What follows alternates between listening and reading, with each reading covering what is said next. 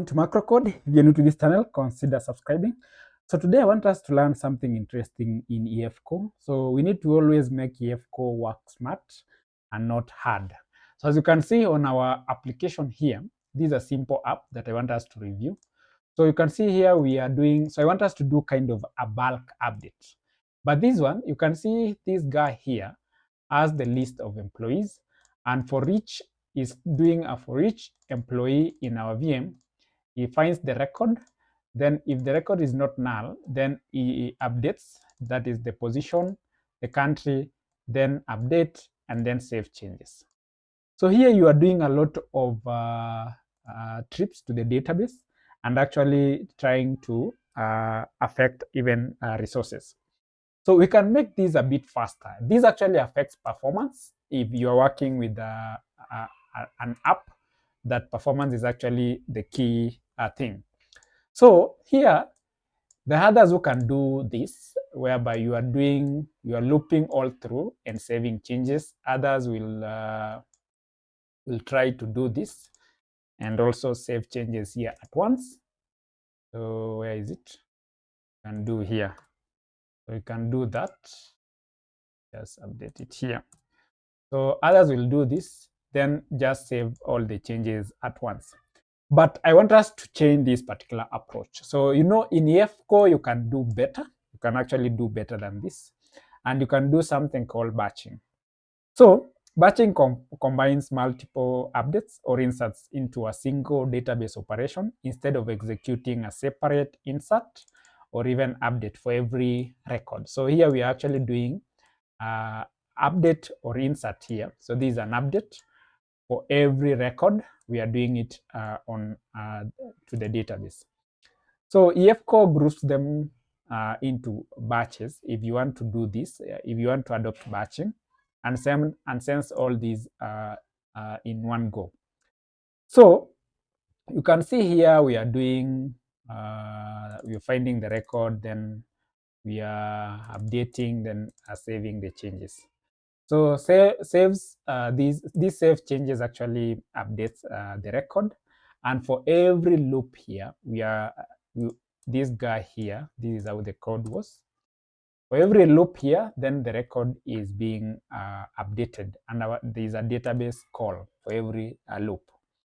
So here we can actually reduce the number of round trips. So every database calls adds latency, and batching reduces the number of trips, making your app a bit faster. So you can also lower the resources usage. So each call to the database consumes resources on both the app and also the database server. So batching minimizes this overhead, and you can actually have your app performing a bit better. So also better scalability. So the reason as to why you should be worried about this kind of approach. So when your app grows, batching helps you handle large workloads without crashing your database. So then how do we do this? So here, instead of doing this here, you can actually do it better with batching. So if you do batching approach, and I'm sure even you can see this, it can actually help you to do it. So you can see our auto suggest. So let's just see if it can actually work. So it gets all the employees ID to update. You can see here, and let's see if it will be able to. So that's not what I want. So let's just do away with that. So here we can do, because we have all the list of employees here. So I'll just do away with this. So we can do, let's just here, see this update. Then I can say here add. So you can see we have something called add range, and you can add. So here, if you're actually doing the, so you can see this is saying the name employees does not exist. Here we will do, this one is employee. So we need to have our VM here. So you can see here you can do await, and then we will do here await save changes. So you can see here, so when you're adding multiple employees into the database, instead of adding one of them one by one here, instead of adding one by one, instead of this, assuming we were doing here add, assuming we were adding, you can see we could be having one by one and saving the changes.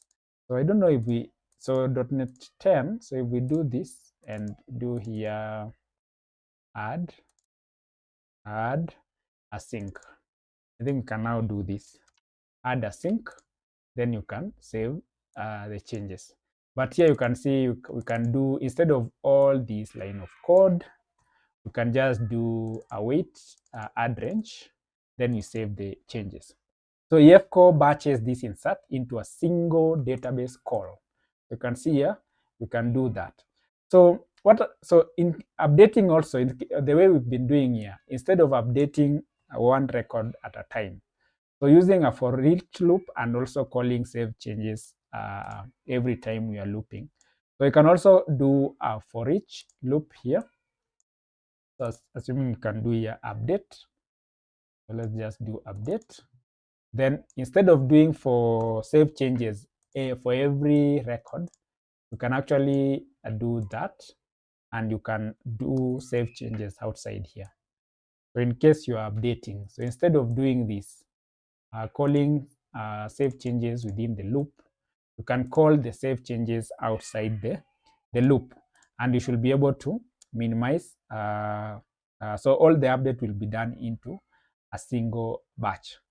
So you can also handle large batches, and you can be doing, so EFCO also can handle this, and you can minimize a lot of changes.